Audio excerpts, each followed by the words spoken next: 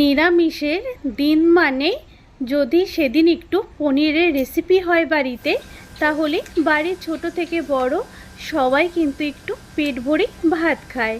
তাই আমিও আজকে দারুণ স্বাদের একটা সম্পূর্ণ নিরামিষ পনিরের রেসিপি শেয়ার করছি, যেটা ভাত, রুটি, পরোটা, ফ্রাইড রাইস সব কিছুর সাথে খেতে দারুণ লাগবে।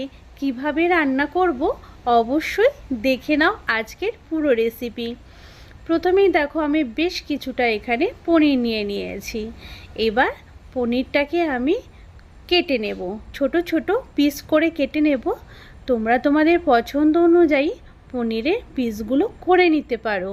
তা দেখো আমি আমার নিজের পছন্দ অনুযায়ী পনিরটাকে কেটে নিচ্ছি।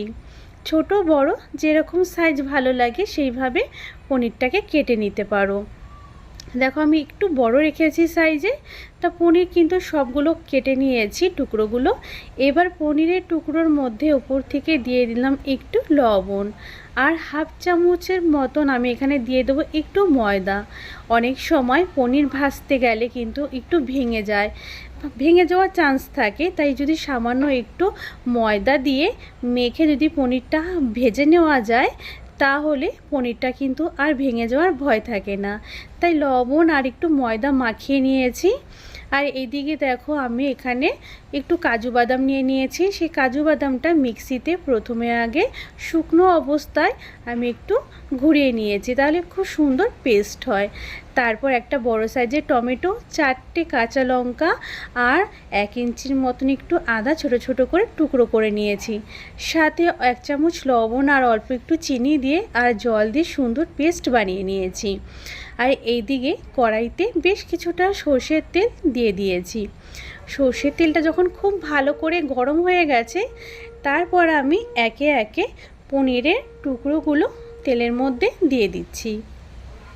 আমি পনিরটা দুবারে ভেজে নেব, তাই প্রথম ব্যাচে আমি যে কটা দেওয়ার দিয়ে দিলাম।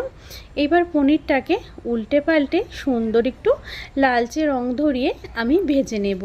তবে পনিরটা কিন্তু নিজেদের পছন্দ অনুযায়ী তোমরা ভাজবে, যে যেরকম একটু কম বা বেশি যেইভাবে ভাজাটা খেতে পছন্দ করো সেইভাবে পনিরটাকে ভেজে নেবে। তো দেখো আমার প্রথম ব্যাচে পনির প্রায় কিন্তু ভাজা হয়ে গেছে, তবু একটু উল্টে পাল্টে দিচ্ছি যাতে সব দিক থেকে সুন্দর একটু ভাজা হয়। এবার নামিয়ে নিলাম। একইভাবে পরের পনিরগুলো আমি ভেজে নিয়েছিলাম। বাকি তেলের মধ্যে আমি আগে থেকে ছোট ছোট করে আলু কেটে রেখেছিলাম, সেই আলুর টুকরোগুলো তেলের মধ্যে দিয়ে দিলাম। এবার অল্প একটু লবণ দিয়ে আলুটাকে খুব ভালো করে নাড়াচাড়া করে বেশ সুন্দর লালচে রং ধরিয়ে ভেজে নেব। দেখো এইভাবে যদি আলু ভাজা হয় খেতে কিন্তু তরকারির আলু দারুণ লাগে। আলু ভাজা হয়ে গেছে, নামিয়ে নিয়েছি। তারপর ওই তেলের মধ্যে আমি এখানে 1 টুকরো দারচিনি, 2টো এলাচ, 1টা লবঙ্গ, 2টো তেজপাতা আর একটুখানি গোটা জিরে ফোড়নে দিলাম। ফোড়ন দেওয়ার সময় গ্যাসের ফ্লেমটাকে অবশ্যই লোতে রাখতে হবে। তারপর আমি গ্যাস যখন সুন্দর ফোড়নের থেকে গন্ধ বেরিয়েছে, মিক্সিতে যে মশলাটা করে রেখেছিলাম আদা, কাঁচা লঙ্কা, টমেটো, কাজু বাদাম, সেই পেস্ট এখানে দিয়ে দিয়েছি। তবে এই পেস্টটাকে কিন্তু আমাদের অবশ্যই অনবরত নাড়াচাড়া করে নিতে হবে। যেহেতু এখানে কাজু বাদাম দেওয়া আছে, তাই এই পেস্ট খুব তাড়াতাড়ি ঘন হয়ে যাবে আর নিচের থেকে কিন্তু লেগে লেগে আসবে। তাই অনবরত কিন্তু নাড়াচাড়া করে কিন্তু মশলাটাকে কষিয়ে নিচ্ছি। যতক্ষণ না মশলার থেকে এক্সট্রা তেল বেরিয়ে আসছে, ততক্ষণ পর্যন্ত মশলাটাকে খুব ভালো করে আমি কষিয়ে নিচ্ছি। দেখো মশলা থেকে তেলটা কত সুন্দর সাইডের থেকে ছেড়ে আসছে। এরপর আমি এখানে মিক্সির বাটি ধুয়ে অল্প একটু জল দিয়ে দিলাম। তারপর গ্যাসের ফ্লেমটাকে লোতে করে দিয়ে বাকি মশলাগুলো দিয়ে দিয়েছি 1 চামচ মতন জিরে গুঁড়ো, 1 চামচ ধনিয়া গুঁড়ো, 1 চামচের থেকে একটু কম কাশ্মীরি লাল লঙ্কার গুঁড়ো, আর দিয়ে দিয়েছি এখানে হলুদ গুঁড়ো। এবার সব কিছু দিয়ে খুব ভালো করে মশলাটাকে আবার কষিয়ে নেব, যতক্ষণ না মশলা থেকে সুগন্ধ বেরোচ্ছে আর মশলাটা এরকম তেল তেলে ভাব হচ্ছে, ততক্ষণ পর্যন্ত মশলাটাকে কিন্তু ভালো করে কষিয়ে নিয়েছি। এরপর এখানে আমি দিয়ে দিচ্ছি 2 চামচ মতন ফ্যাটানো টক দই। টক দই আমি 2 চামচ নিয়েছি, সেটা আগের থেকে খুব খুব ভালো করে ফেটিয়ে রেখেছিলাম। সেই ফেটানো টক দইটা দিয়ে আবার মশলার সাথে বেশ ভালো করে কষিয়ে নেব। নিরামিষ রান্নায় মশলা যত ভালো কষানো হয় রান্নার টেস্ট কিন্তু এখান থেকেই তৈরি হয়। তাই মশলা কিন্তু খুব ভালো করে আমাদের কষিয়ে নিতে হবে, তাহলে কিন্তু রান্নার আসল টেস্ট আসবে। দেখো খুব ভালো করে কিন্তু আমি অনবরত নেড়ে চেড়ে নিচ্ছি। আর দেখো কত সুন্দর মশলা কষে গেছে আর তেলটাও ছেড়ে এসেছে। এরপর ভেজে রাখা আলুর টুকরোগুলো আমি দিয়ে দিলাম। আলুটা দেবার পর আলুর সাথে আমি আরও 1-1.5 মিনিট খুব ভালো করে আমি মশলাটাকে কষিয়ে নেব আলুর সাথে। এইভাবেই অনবরত নাড়াচাড়া করতে করতে আলুটাকে কষিয়ে নিচ্ছি। আর এখানে যে জলটা ব্যবহার করব সেটা কিন্তু আমি উষ্ণ গরম জল ব্যবহার করব, যেটা আমি আগে থেকেই রেডি করে রেখেছি। এখন দেখো খুব সুন্দর করে আলুও কিন্তু কষিয়ে নিয়েছি মশলার সাথে, তেলও ছেড়ে দিয়েছে। এইবার আমি এখানে সেই উষ্ণ গরম জল অ্যাড করে দিলাম।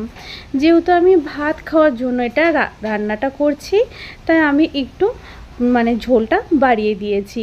তোমরা যদি এটা ফ্রাইড রাইস, লুচি, পরোটার সাথে খেতে চাও তাহলে ঝোল জলের পরিমাণটা একটু কম দেবে। আর তারপর আমি দেখো ভালো করে মিশিয়ে নিয়েছি। এবার হাই হিটে ফুটিয়ে নেব। আলুটা হালকা যখন দেখব একটু সেদ্ধ হয়ে এসেছে, তারপর পনিরের টুকরোগুলো দিয়ে দেব, যাতে পনিরটাও আলুর সাথে ঝোলের সাথে খুব ভালো করে বেশ সুন্দর করে সফট নরম হয় এবং ঝোলে যত যে টেস্ট আছে সেটাও যাতে পনিরের মধ্যে খুব সুন্দর করে ঢোকে। তার জন্য পনিরটাকেও আলুর সাথে ভালো করে ফুটিয়ে নেব। বেশ ভালো করে কিন্তু আমি ফুটিয়ে নিয়েছি। আর যেহেতু ভাত খাওয়ার জন্য তৈরি করছি, তাই আমি একটু কিন্তু ঝোলটা বাড়িয়েই রাখবো। তারপর দেখো এখানে দেখিয়ে দিচ্ছি আলুও কিন্তু খুব সুন্দর করে গলে গেছে। আর রান্নাটা যখন হয়ে আসবে তার কি করে বোঝা যাবে, দেখবে একা একাই ওপর থেকে তেলগুলো সুন্দর কিন্তু ওপরে ভেসে উঠবে। আর এখানে আমি যে গরম মশলাটা নিয়েছি সেই গরম মশলাটা আমি শিলপাটাতে গুঁড়ো করে নিলাম। এইভাবে ঘরোয়া গরম মশলা দিলে রান্নার টেস্টটা কিন্তু দারুণ আসে। এরপর আমি ঢাকা দিয়ে 2-3 মিনিট লো ফ্লেমে আমি রেখেছিলাম। তারপর কড়াইতে আমি তরকারির কালারটা দেখাচ্ছি, দেখো কতটা সুন্দর এসেছে। নিরামিষ পনিরও যে এত সুন্দর কালার হয় বাড়িতে না রান্না করলে বিশ্বাস করতে পারবে না। আর তারপর আমি একটা বাটিতে সার্ভ করে নিয়েছি। তারপর সামনে থেকে তোমাদের দেখিয়ে দিচ্ছি এটার কালারটা কতটা দারুণ এসেছে। অবশ্যই নিরামিষের দিন এইভাবে একবার পনির রান্না করে খেও, দেখবে নিরামিষের দিনও কিন্তু বাড়ির ছোট বড় সবাই পেট ভরে ভাত খাবে। এটা দিয়ে ভাত খেতে কিন্তু দারুণ লাগে। আর আজকে নিরামিষ পনিরের রেসিপি যদি ভালো লাগে প্লিজ একটা লাইক করে দিও। রেসিপিটা নিজেদের ফ্যামিলি বন্ধুর মাঝেও বেশি করে শেয়ার করে দিও, সে সমস্ত বন্ধুরাও যাতে রেসিপিটা দেখতে পায়। আর তোমরা কে কোথা থেকে দেখছো প্লিজ কমেন্ট করে জানিও, খুব ভালো লাগবে। এই রকমই নতুন নতুন রেসিপি দেখার জন্য যেসব বন্ধুরা এখনও চ্যানেলটা সাবস্ক্রাইব করনি অবশ্যই সাবস্ক্রাইব করে বেল বটনটা অল করে রাখবে, যাতে নতুন নতুন রেসিপি খুব সহজেই দেখে নিতে পারো। আজ তাহলে এই পর্যন্তই।